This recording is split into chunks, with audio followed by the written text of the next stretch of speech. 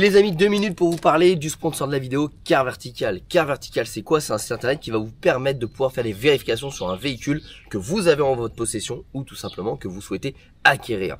Car Vertical, c'est un outil supplémentaire pour pas se faire arnaquer. Je rappelle, vous avez 20% avec le code GLB qui s'affiche à l'écran et en description de la vidéo. Et je vous montre un petit peu tout de suite comment ça fonctionne. Tu prends la plaque d'immatriculation ou le numéro de VIN de ton véhicule. Je te montre tout de suite un rapport d'une Jaguar à titre d'exemple. On voit que le compteur n'a pas été trafiqué, on voit que le statut juridique et financier est bon. Par contre, on voit qu'il y a eu un accident et qu'elle a été épave, ce qui s'appelle la vérification de titre. On voit que la face avant, elle est totalement cramée et accidentée. Si on parcourt un petit peu les photos, on voit que la baie moteur, elle a totalement brûlé. On voit qu'il y a eu des impacts à l'intérieur du véhicule. Donc là, on est très clairement sur des très gros dommages et problématiques. On descend un petit peu le rapport. Et on voit que ce véhicule a été accidenté une première fois en 2019. En 2020, donc c'est là où il y a eu un gros accident avec un incendie. Et on voit que ce véhicule-là a été dans plusieurs garages, puisque jusqu'en 2023, elle a toujours eu le même dossier photo avec le même incendie. Donc certainement des garages qui ont souhaité la racheter pour la refaire et qui finalement se sont aperçus que ça coûtait trop cher. Et c'est là où il faut être très méfiant sur ce type de véhicule-là, parce que en Europe, la main-d'œuvre est quand même relativement chère. Par contre, vous pouvez partir dans des pays de l'Est peu scrupuleux, où là, la main-d'œuvre est beaucoup moins chère, où ils vont vous réparer le véhicule avec leurs règles de sécurité à eux, les remettre sur le marché, et vous pensez faire une bonne affaire, et en fait, vous achetez une vraie merguez et vous faites arnaquer. Donc les amis, je rappelle, vous avez moins 20% avec le code GLB qui s'affiche à l'écran et en description de la vidéo, et surtout, faites attention, n'hésitez pas à utiliser cet outil supplémentaire lors d'un achat. Les amis, on continue tout de suite cette petite vidéo. Les amis, bonjour à tous, j'espère que vous allez bien. Aujourd'hui, grosse vidéo et dernière vidéo sur l'intérieur de notre Mégane 3 RS en partenariat avec AST. Donc je les remercie déjà, je vous mets bien évidemment tous les liens en description de la vidéo. Je vous mets également leur Instagram, leur site internet et le lien de l'arceau que j'ai reçu aujourd'hui. Alors, grosse vidéo qui s'annonce. Premièrement, on va faire un unboxing un petit peu faussé parce que tu vois, je l'ai déjà ouvert mais j'ai pas sorti pour la simple et bonne raison que la palette en fait, elle nous a été livrée dehors, on n'était pas là, il pleuvait, donc j'ai contrôlé quand même l'état intérieur avant de faire cette petite vidéo, mais on va découvrir ensemble l'arceau. Il va falloir ensuite, juste après l'unboxing, que je charge tout ça dans une remorque et que je me rende directement chez Jantoest parce que Jantoest fait de la peinture époxy. Jantoest est un partenaire de la chaîne YouTube et donc Jantoest va nous peindre à la couleur rouge cet arceau, parce que l'arceau, quand vous le recevez, il est brut. Vous commandez un arceau, vous commandez pas un arceau déjà peint. Donc c'est à vous de faire la peinture. Deux possibilités, soit on le peint à la bombe, mais vu que je suis un petit peu maniaque, je me dis au moins l'avantage c'est qu'à l'époxy ça bougera pas. Parce que quand tu vas monter dans la voiture, ce qu'il faut comprendre c'est que ici tu vas avoir une croix. Tu vas avoir une croix qui va venir comme ça, donc qui permet en fait en cas de choc latéraux de tout simplement pas te faire broyer en deux. Et donc quand tu vas monter dans la voiture, il va falloir en gros que tu sautes comme ça, tac, tu vois. Et donc forcément, tu as les chaussures qui vont frotter, tu as le pantalon qui va frotter, tu as tout ça qui va frotter à chaque fois sur le croisillon. Et donc une peinture standard, j'ai peur que la peinture tout simplement se désagrège trop vite. Donc c'est pour ça que j'opte pour une peinture époxy. Et donc du coup autant faire travailler mes partenaires, ça leur fait de la pub, moi je sais qu'ils bossent bien. Et donc pareil, je vous mettrai les liens en description de chez Jantoest. Si vous avez des pièces à peindre à l'époxy, sachez qu'ils ne font pas que les jantes. Leur cœur de métier c'est les jantes, mais s'ils savent faire des jantes, ils savent faire le reste. Ça c'est des vraies photos. Et en fait l'arceau il n'est pas soudé. C'est-à-dire que vous avez des arceaux un petit peu moins chers qui sont donc en plusieurs morceaux, hein, sinon vous pourriez tout simplement pas le mettre dans la voiture, ça semble logique. Et qui sont à finir de souder dans la voiture. Donc en gros, une fois qu'il est dans la voiture, il ne peut plus sortir. Étant donné que je ne suis pas professionnel de la soudure, que d'une, c'est compliqué à réaliser, que deux, il faut être sacrément équipé, et de trois, il faut avoir de l'expérience. Pourquoi? Parce qu'on parle quand même d'un élément de sécurité, et en plus, on parle de pièces visibles. Donc si tes soudures sont pas belles, premièrement, c'est pas beau. Deuxièmement, c'est pas forcément assez solide en cas d'accident. Donc je n'ai pas opté pour un arceau à souder moins cher, j'ai opté pour un arceau à boulonner, qui est plus cher parce que du coup tu n'as pas besoin de souder et tu peux le démonter et le remonter entre guillemets presque autant de fois que tu veux. Les seules choses qui seront à souder, c'est les platines pour fixer les éléments au sol, au châssis de la voiture. Mais tout l'arceau en fait va s'assembler par emboîtement mâle-femelle avec de la boulonnerie. Ce qui permet d'éviter les soudures, d'avoir quelque chose de propre et surtout si on a besoin de le démonter, on peut le démonter, on n'est pas obligé de le couper. Donc c'est parti, on déballe tout ça. Hop là. Ce qui va m'intéresser aussi là, c'est de venir peser un petit peu tous les éléments qu'on puisse avoir le poids de l'arceau. Parce que c'était une question qu'on s'était posée quand on avait allégé la voiture. combien de points on allait remettre en termes de sécurité avec l'arceau. Ça, c'est ce qu'on appelle un arceau 6 points. C'est en gros ce qui se fait de plus élevé en termes de sécurité pour le pilote. Quelque chose qui à mon avis irait bien sur les côtés arrière, je ne sais pas trop. Il doit y avoir un manuel avec. En gros, alors je sais pas dans quel sens ça va aller, hein, mais ça à l'intérieur ça vient comme ça. Ce qui permet qu'en cas de choc latéraux, et bah c'est ça qui te sauve la vie quoi. C'est comme, tu sais, en Formule 1 on a la cage de survie. En gros, toute la Formule 1 des fois elle prend les chocs à 200, elle est explosée, mais le pilote il a rien parce qu'il est enveloppé dans une cage. Bon, en fait l'arceau c'est exactement la même chose mais pour une voiture de tourisme. En gros on va créer une cage en tubulure d'acier qui va d'une rigidifier la caisse, deux améliorer son comportement, mais surtout vous faire une cage de protection. Vous allez pouvoir faire 15 tonneaux. En fait lui il pliera pas. Donc ça dedans vous allez avoir une cage. Vous êtes harnaché dans votre siège baquet avec les harnais. Donc les harnais te plaquent dans un siège et le siège il est au centre de toute cette cage métallique. Et c'est ça qui te sauve la vie. On espère ne jamais avoir à s'en servir, mais quand tu mets 600 chevaux dans une Mégane RS, ça me semblait important, accessoirement, de faire un petit peu gaffe à ta survie. Ça, c'est la partie arrière.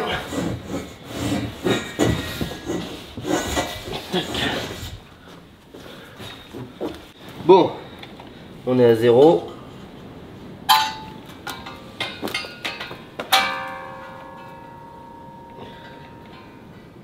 « 8 kg 8, 4 kg 330, 3,8.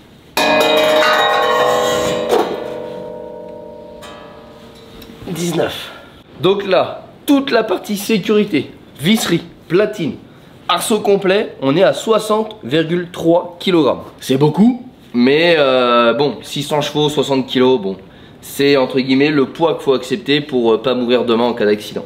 Donc les amis, direction chez Gent Ouest et on se fait la peinture, comme ça on aura le avant-après avant d'attaquer la pose. Bon salut les amis, on se retrouve avec Pierre-Henri, comment tu vas? Ça va, ça va. Bon, aujourd'hui on vient de voir pour l'arceau de la Mégane 3 RS, ouais. Et l'idée c'est de faire fonctionner aussi une nouvelle, un nouveau service, un autre service, ouais, que vous faites chez vous. Un service complémentaire, effectivement. Aujourd'hui on en fait un petit peu déjà thermolaquage, hein, de pièces diverses. Donc ça peut aussi bien être de la structure métallique pour du mobilier, par exemple des meubles, etc. Mais aussi pour de l'automobile, des cadres de moto, cache-culbuteur, triangle, enfin tout ce genre de choses. On le fait sans aucun problème. Je te pose deux questions de novice. Quelle est la différence entre l'époxy et le thermolaquage? Ou c'est la même chose? Non, l'époxy c'est une des matières utilisées dans les poudres pour faire du thermolaquage. Le terme époxy aujourd'hui est utilisé vulgairement pour qualifier la peinture poudre. Le thermolaquage, c'est la peinture. En fait, tu as une technicité dedans, tu as plusieurs produits qu'on va utiliser, dont l'époxy. Voilà. Dans les poudres qu'on utilise, on peut avoir des poudres époxy, on peut avoir des poudres polyester, on peut avoir des poudres polyuréthane et même des fois les deux matières dans la même poudre. Ok, donc quel est l'avantage de peindre notamment ce genre de pièces avec du thermolaquage plutôt qu'avec une bombe classique à la maison? Alors on va avoir un plus joli rendu, la solidité, pour nous la rapidité d'exécution. Franchement en faisant du thermolaquage on est sûr de pas être embêté, que la peinture s'écaille pas par la suite, enfin au moins c'est archi solide et on est tranquille. Ok, donc là les amis, on va faire tout l'arceau de la Mégane. Donc là on a la partie arrière ici, là on a les côtés hein, avec les panneaux de porte ici et les renforts au niveau du toit ici. Donc là Pierre-Henri, ça va être quoi le programme pour faire ce genre de prestat? Et ben là, alors quand la grandeur nous le permet, on sable l'ensemble des pièces. Là en l'occurrence, nous vu que c'est une sableuse à manche, on va pas pouvoir rentrer les pièces dans la sableuse. Puis là on est sur du brut, c'est tout neuf. Ouais, mais même. On les sablera presque d'office. Donc en fait, là ce qu'on va faire, on va tout suspendre, on va déjà tout dégraisser pour enlever la petite couche de protection ou pour les découpes et puis le produit lubrificateur qui a été utilisé. Et ensuite, donc on va, après avoir dégraissé tout ça, on va reponcer un petit peu pour mettre ça propre, pour enlever les derniers petits grains. Un dernier petit dégraissage et après ça passe au four en dégazage une première fois, le primaire et la teinte rouge comme tu voulais. Ouais, donc finalement en fait c'est un peu comme avec les jantes, on dirait qu'il y a juste un coup de peinture à faire mais il y a quand même pas mal d'étapes à faire au préalable quoi. ce genre de prestation-là, c'est uniquement sur devis parce que ça dépend de la taille, ça dépend de ce que la matière, etc. Alors, sur ce genre de prestation, soit effectivement on fait à la pièce, donc on va faire suivant les grandeurs de pièces, etc. Ou alors, des fois, quand c'est pour du mobilier, on va faire au mètre carré. D'accord, ok. Donc je rappelle qu'avec la chaîne GLB, partenaire de chez Gent Ouest, vous avez 10% sur les prestations chez Gent Ouest. Donc je vous mets les coordonnées en bas et puis bah nous on va tout de suite te suivre dans cette peinture.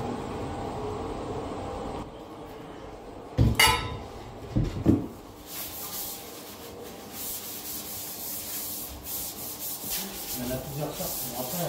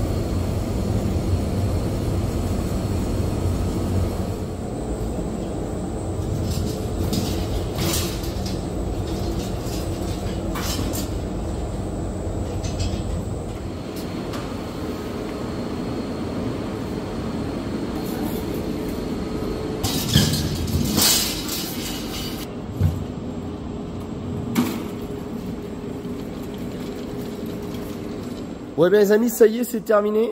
La peinture de l'arceau est nickel. Bon, il y avait un petit peu de boulot quand même, PH. Ouais.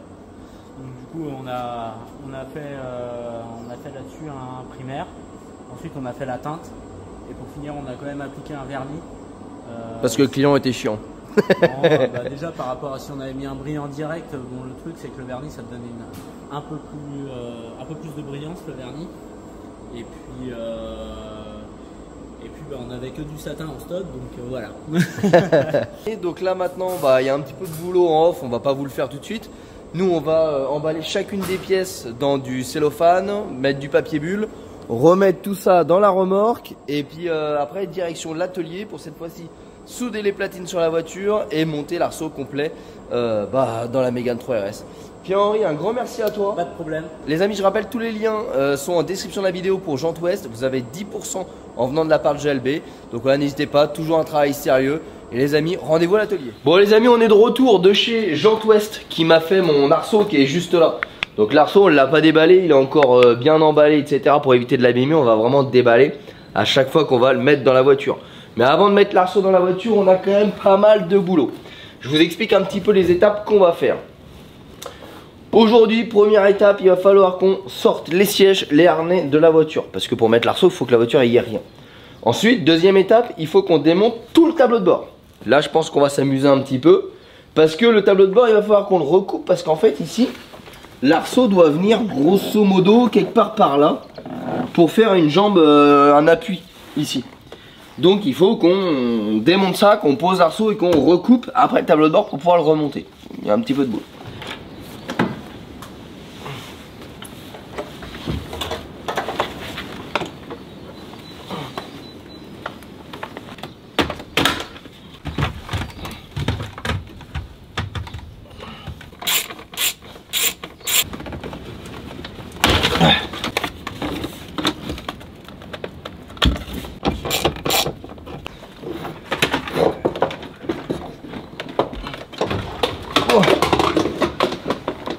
Après une bonne galère, nous avons enfin retiré le tableau de bord.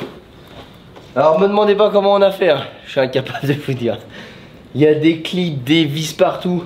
Le plus chiant c'est de démonter l'airbag.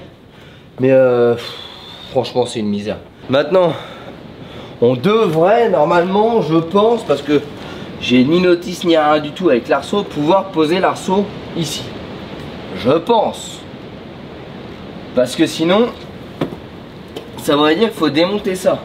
Mais si on démonte ça, on n'a plus du tout de compteur. Donc pour moi, c'est pas possible.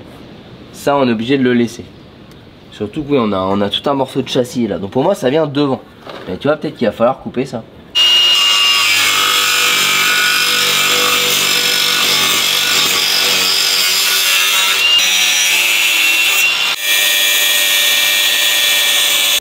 Bon, comme vous avez pu le voir, ça nécessite quelques modifications majeures. En fait, l'arceau ne passe pas ici. Donc, mis à part découper cette pièce-là, je vois pas comment je peux faire. Donc, c'est ce qu'on est en train d'essayer de faire.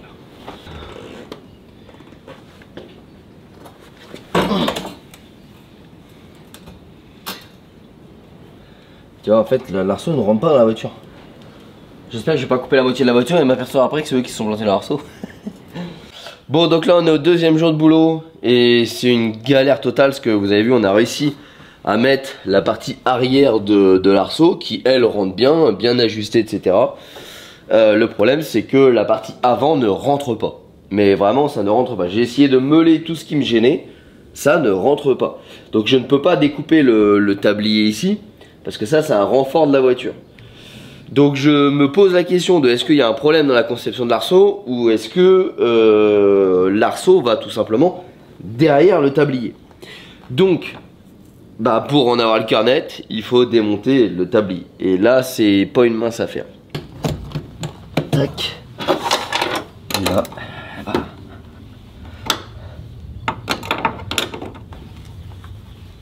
Oh putain. Bon là, il va falloir qu'on soit deux pour attraper la porte. Donc on va vous poser sur un trépied. Vas-y, pose légèrement, je vais remettre les vis dessus.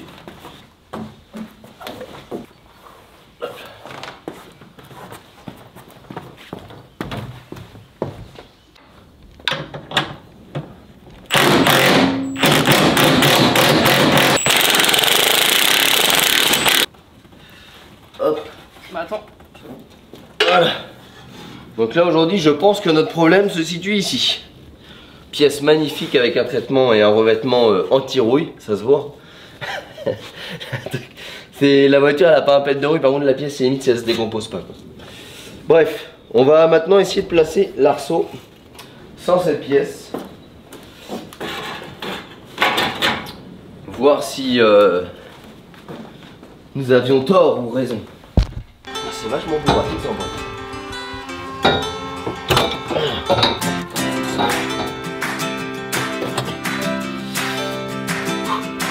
Pile à la fixation. On n'est pas bon hein. Bah alors pile à la fixation.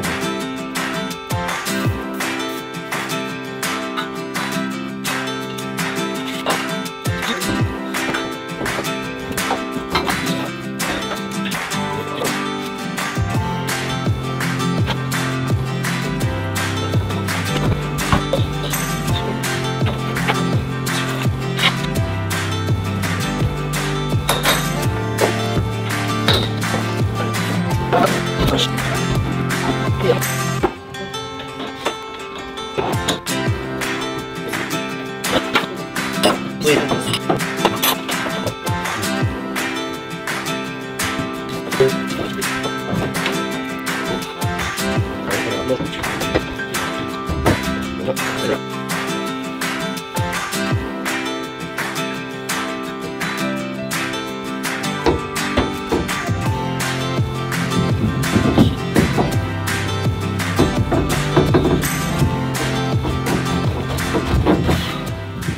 Bon les amis, j'ai une bonne et une mauvaise nouvelle. Enfin non, j'ai une bonne et deux mauvaises nouvelles. La bonne c'est que l'arceau est posé dedans. Voilà. Donc là on a l'arceau 6 points complet. Alors d'ailleurs pourquoi 6 points? Parce que vous voyez au niveau des ancrages on a 6 points d'attache au niveau du châssis. Ça c'est la bonne nouvelle. Bon il nous aura fallu quand même 2 jours pour démonter et poser l'arceau. La mauvaise c'est que je pense que l'arceau a été conçu. Parce qu'en fait, il scanne en 3D une voiture et après il fabrique l'arceau pour aller dedans. Seul problème, c'est que quand tu mets les platines à souder sur la voiture, tu ne peux plus monter l'arceau. le millimètre qui est là, en fait, c'est le millimètre qui te manque là-haut. Donc je pense que l'arceau a été développé sans prendre en compte les platines. Et que le châssis est tellement juste que du coup on ne peut pas mettre les platines. C'est un problème. Une chose est sûre, c'est que je ne vais pas redémonter l'arceau comme initialement prévu pour venir souder les platines. C'est impossible. Pourquoi? Parce qu'une fois qu'elles sont soudées, je ne peux pas remonter l'arceau. Ça ne rentre pas. Voilà. Là, le seul moyen qu'on a réussi après des nœuds dans la tête, c'est de retirer les cales pour pouvoir monter l'arceau. Les cales des 2 points arrière, on peut les laisser. Les cales des 2 points au centre, on peut les laisser. C'est un peu juste, ça passe. Les cales, enfin les platines autant pour moi, ici, on ne peut pas les mettre. Ça ne rentre pas ici. C'est pas possible. Il y a même pas 1 millimètre quoi. Donc je sais pas trop comment faire. Donc là je vais essayer de lever, passer toutes les cales que je peux, percer, souder. Ça c'est la première mauvaise nouvelle. Deuxième mauvaise nouvelle, c'est que l'arceau a été conçu sans la poutrelle qui tient la colonne de direction et la ventilation. Vous savez la fameuse poutrelle qu'on a commencé à découper au début en se disant ça pas juste, ça pas juste. Bon en fait on n'était pas prêt d'y arriver. Là on a mis des chiffons mais en gros on est complètement collé au montant de la voiture. Donc ça me pose un sérieux problème. Et c'est pas anodin parce que d'une, c'est un renfort de rigidité qui évite que la voiture travaille trop. Donc on perd en rigidité. Deuxièmement, ça me fait passer toute la ventilation. Bon ça c'est encore pas trop le problème. Troisièmement, il y a toutes mes masses dessus. Bon ça je peux encore les déplacer, c'est pas trop un problème. Quatrièmement, ça me tient toute ma colonne de direction. Là du coup c'est compliqué de déplacer. Cinquièmement, ça me fait la jonction au niveau de la caisse. Donc là il y a gros problème.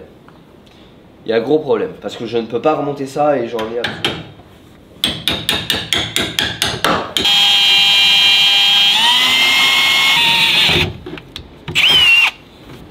Voilà, en gros l'idée c'est vraiment de venir juste passer les vis comme ça dedans. Et comme ça l'arceau ne peut plus bouger, il a sa place.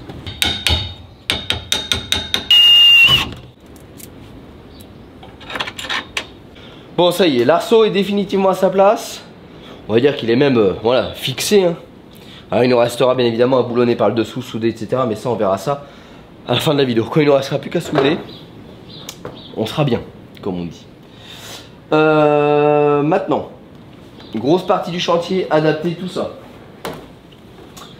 Alors là il n'y a pas 50 solutions hein. Tu sors le disque, tu mets un disque tout neuf. Tu sors la disqueuse, tu mets un disque tout neuf. Et tu coupes, et tu coupes, et tu coupes. Attends, on va déjà dégrossir.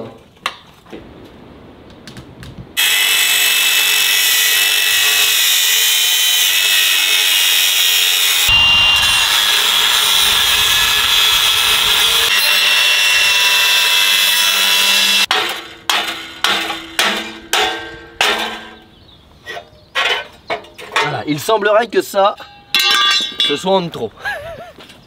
Maintenant, petite chirurgie esthétique de l'autre côté. On ne va pas être si mal.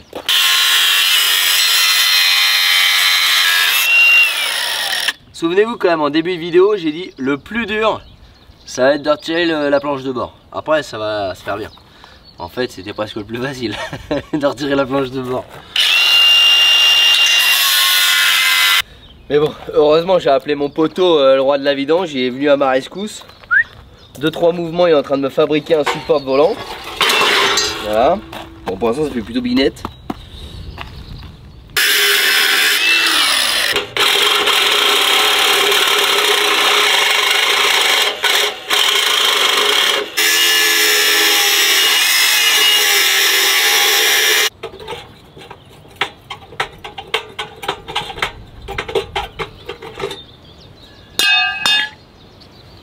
Bon, dans l'idée, on est quand même pas trop mal. Après, il y a un peu de boulot. Il va falloir que je refabrique des pièces et tout ici pour renforcer. Mais bon, ça va le faire. Hein. Bon, donc là, on vient de tester. Ça rentre chaud, mais ça rentre. Donc là, maintenant, l'objectif, c'est de venir renforcer la pièce. Parce que vu qu'on l'a découpé de partout, on l'a quand même pas mal affaibli. Donc ici, je vais venir refermer comme c'était à l'origine. Mais au lieu de fermer en diagonale, je vais fermer comme ceci. Donc je vais faire un patron. Je vais découper des pièces dans de la tôle de 3 mm pour que ce soit bien plus rigide. Et là, de ce côté-là, On va faire une patte de renfort en fait, étant donné que je viens visser sur la platine qui me reste. Je vais venir faire une patte de renfort comme ça, avec un fer plat ou un tube carré, je vais voir encore, pour vraiment faire un appui, pour en fait venir modifier la géométrie de ce truc là. Donc là pour faire des patrons, bah rien de plus simple, hein. Un bout de carton.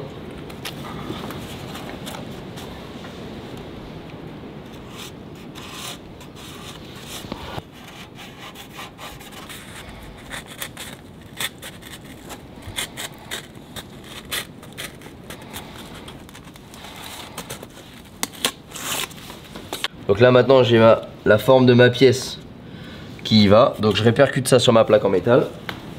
Et là c'est le moment où on peut plus travailler parce qu'on n'a pas de matériel.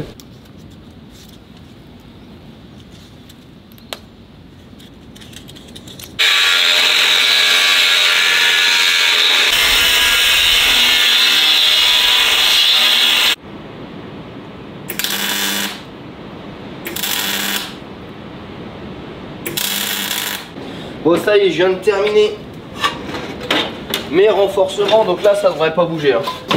Ici j'ai pris de l'acier 4 mm.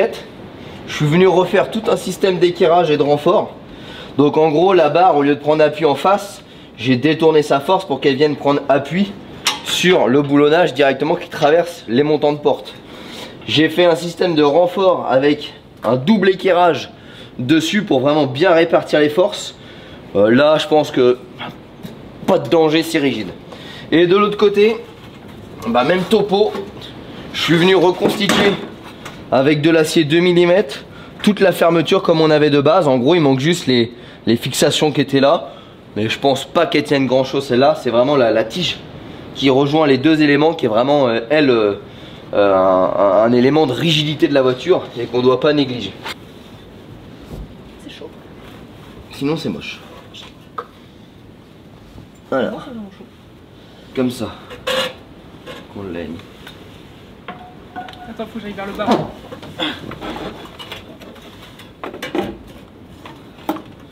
Est-ce que toi ça passerait là? Vas-y. Donc moi je bouge quoi que ce soit.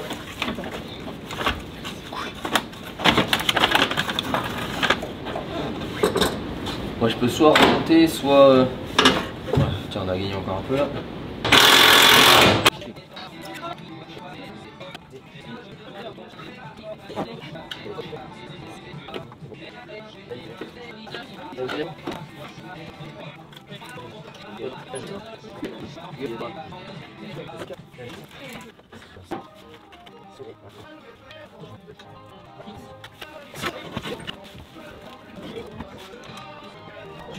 Bon, on vous a passé un petit peu tout le remontage du faisceau, des plastiques, des ventilations, etc. parce que c'était ni intéressant et surtout méga chiant à faire. Entre temps, on s'est pris un orage violent qui m'a recouvert la bagnole d'une poussière et de flotte dégueulasse. Donc bon, voilà, hein, on a même des vestiges d'araignées ici. Mais c'est pas grave, on va bosser à l'intérieur. Donc là, l'objectif, c'est de venir découper notre planche de bord pour pouvoir remettre notre planche de bord et remettre toute l'électronique type compteur. Tout ce qui va être digital, électronique de ventilation, etc. Lecteur de carte, j'en passe. Donc, je vais prendre quelques mesures et on va commencer à dégrossir tout ça. Bon, ça va pas être très joli parce que là, 28 ça nous fait ça, 23 ça nous fait ça. Donc on va avoir un premier pied qui va passer ici et l'autre il va passer ici. Ouais, ça fait pas terrible à faire.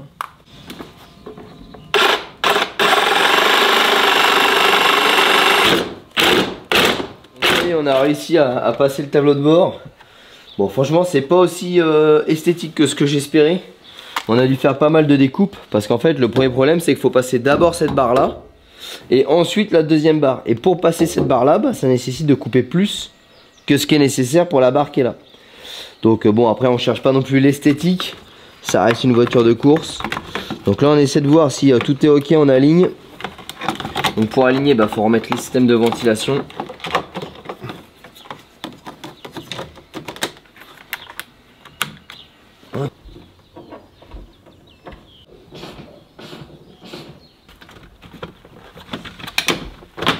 Voilà.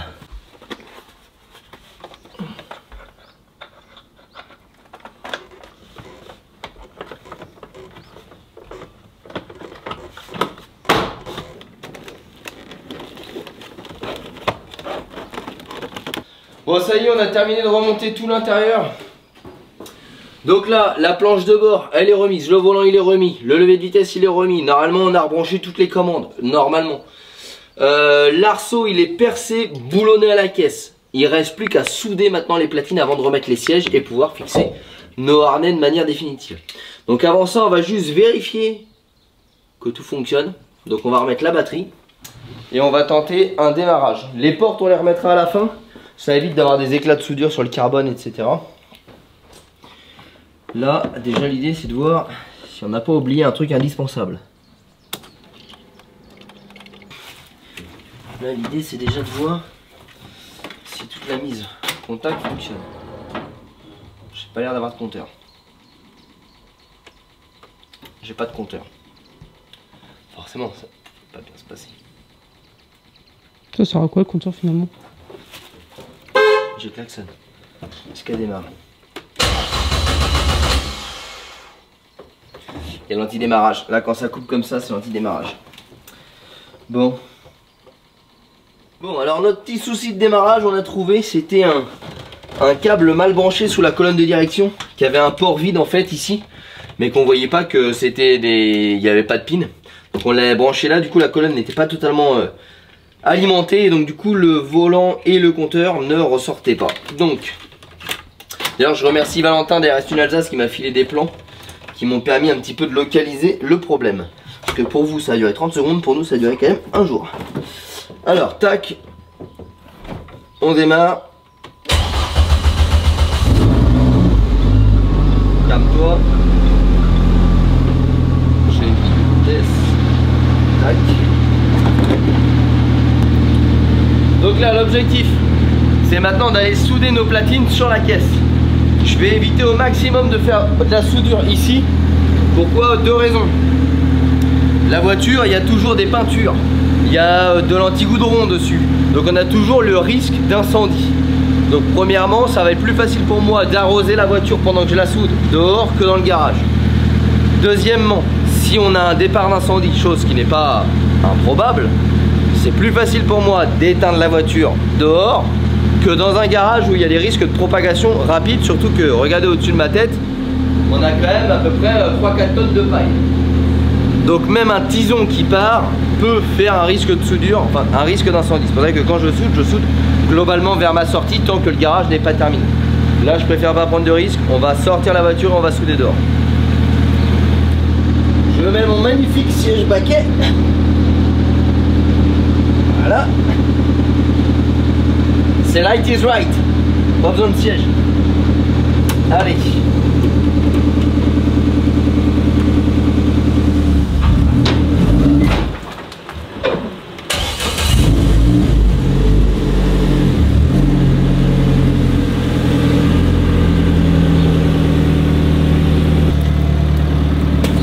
Ah bon, on est pas mal là comme ça, hein. Pas de porte, pas de siège, ça sert à rien tout ça. Pas de rétro non plus d'ailleurs, ça sert à rien. Je vais faire des soudures par point, je veux pas faire des cordons. Toujours la même raison, limiter au maximum la montée en température. Moins on monte en température l'acier et les zones, moins on a de risque.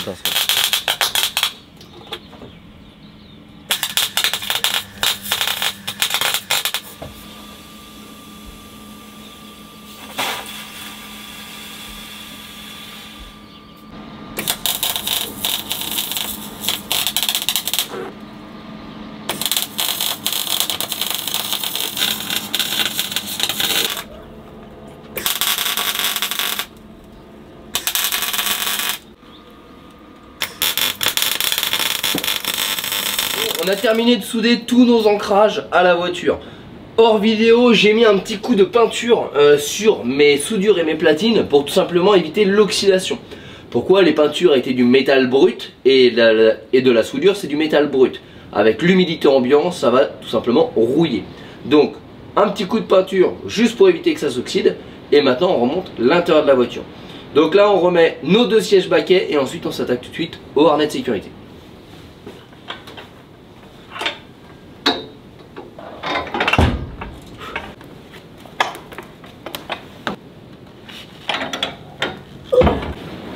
Bon, maintenant, place aux fixations et au réglage des harnais. Alors, je le fais volontairement avec ma doudoune. Comme ça, selon si on roule en été ou en hiver, après on ajuste au niveau ici. Voilà. Donc là on peut toujours venir ajuster avec ça. Que si on le fait trop court, après il faut tout dérégler derrière.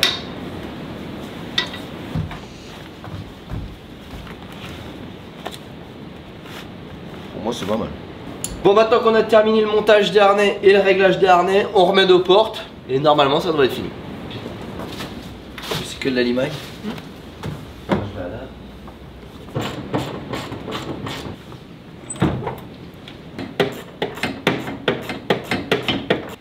Bon et ben les amis, ça y est, ça se termine pour cette énorme vidéo sur l'installation de l'arceau AST dans la voiture. Donc tout d'abord, je voulais remercier AST qui est partenaire sur cette vidéo et qui m'a permis d'avoir cet arceau là. Gros chantier quand même. Je vous avoue que le fait d'avoir un arceau à boulonner, ça m'a quand même bien servi parce que je suis pas non plus un as des soudures, mais ça m'a surtout permis de pouvoir faire d'abord la peinture de l'arceau et ensuite la pose, vu qu'en fait il est démontable. Contrairement à un arceau que tu vas venir souder dans la voiture, hein, donc ça AST ils en font aussi, mais là où pour le coup une fois qu'il est assemblé, bah après tu le peins à la bombe dans la voiture. Donc ça c'est vraiment l'atout pour moi de ce système là.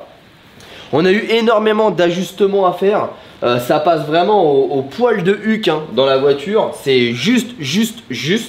Donc les platines on a dû les ajouter après, donc si j'ai un conseil à vous donner, c'est vraiment assembler votre arceau sans les platines et glisser vos platines dessous. C'est vraiment plus facile. Ça paraît pas beaucoup, hein, 1 mm. Mais je peux vous assurer que 1 mm, là, dans une Mégane 3RS, c'était vraiment pas mal. Grosse complexité qu'on a eu, c'était vraiment sur le renfort ici, qu'on a dû découper, modifier les renvois de force, etc. Mais bon, ça le fait. Et en tout cas, regardez un petit peu comment l'intérieur, il claque. Et là, cette fois-ci, les amis, on peut le dire, l'intérieur, il est définitivement terminé. On a notre arceau, on a nos baquets, on a enfin les harnais. On a le shifter, le volant avec les commandes de course. Et ben écoutez, on n'en parle plus hein. Et j'ai encore oublié hein. On a les panneaux de porte en carbone, les vitres en macrolon. Dites-moi en commentaire ce que vous pensez un petit peu de l'intérieur et de la transformation de cette Mégane 3RS. En attendant moi les amis, je vais aller me reposer parce que là c'est 15 jours de boulot pour vous produire ces vidéos là. Donc merci à tous d'avoir suivi ce projet là. N'hésite pas non plus à dire si tu valides ou pas ce projet. Maintenant, c'est terminé pour la partie châssis et intérieur. Donc, on va se retrouver pour cette fois-ci le peaufinage moteur pour aller choper nos 100 derniers chevaux qui manquent. Donc, les amis, n'hésite pas à nous rejoindre sur les réseaux sociaux, Facebook, Instagram, TikTok. Tous les liens sont en description de la vidéo. Et bien évidemment, si tu veux rien louper de ce projet totalement dingue, tu t'abonnes, tu mets la petite cloche. Et moi, j'attends ton retour en commentaire pour te lire. En attendant, je te laisse sur des belles petites images de l'intérieur. Et moi, je te dis à la semaine prochaine. Ciao!